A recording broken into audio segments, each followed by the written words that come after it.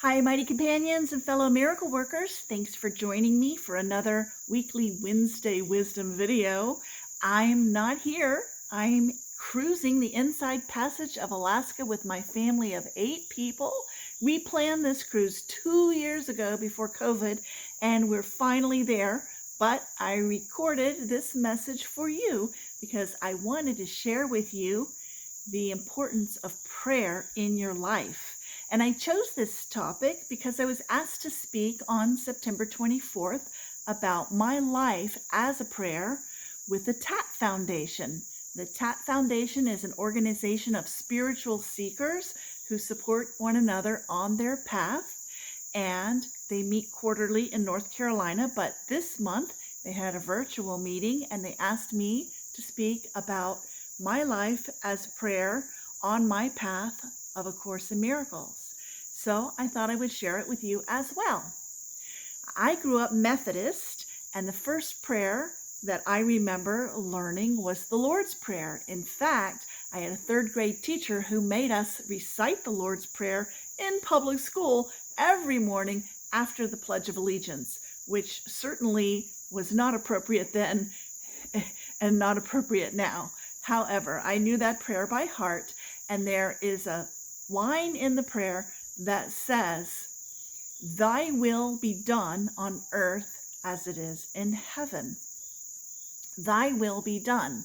So this became my prayer, to know God's will for me and give me the strength to follow it. Now, many of us are confused about prayer. Prayer is often thought of and considered a way of asking for things.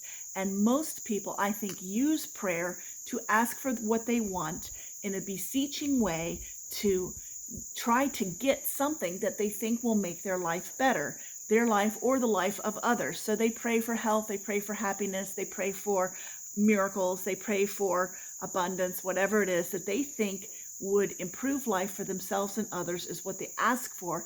And they are a little confused about that ask and receive passage in the Bible. But anyway, back to thy will be done. It became very clear to me that my prayer should be not for me to ask for things for me, for myself, but to ask to know God's will for me. So that was my initial prayer experience. And then later on, as a young adult, I got involved in 12-step work. And the prayer that is used in 12-step work is the serenity prayer, which says, "Grant me the serenity to accept the things I cannot change, the courage to change the things I can, and the wisdom to know the difference." So then it became still about asking for God's will, to know God's will, but also for the courage to carry it out, or the serenity to allow things to be as they were.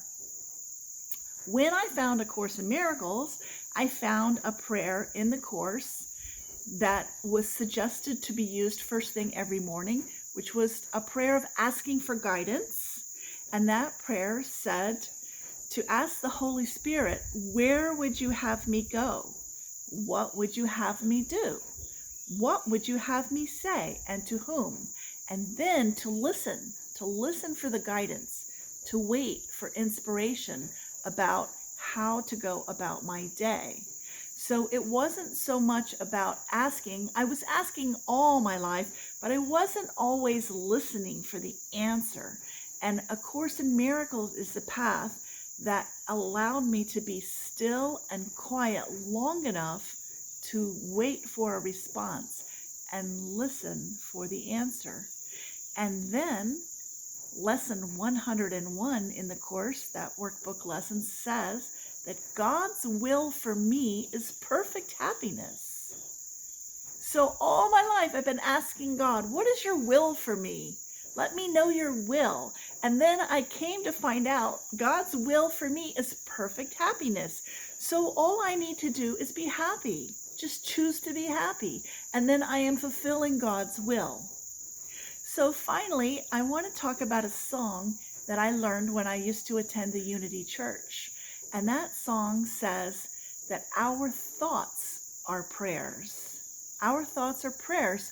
And so we're always praying. Our thoughts are prayers. Be careful what you're saying.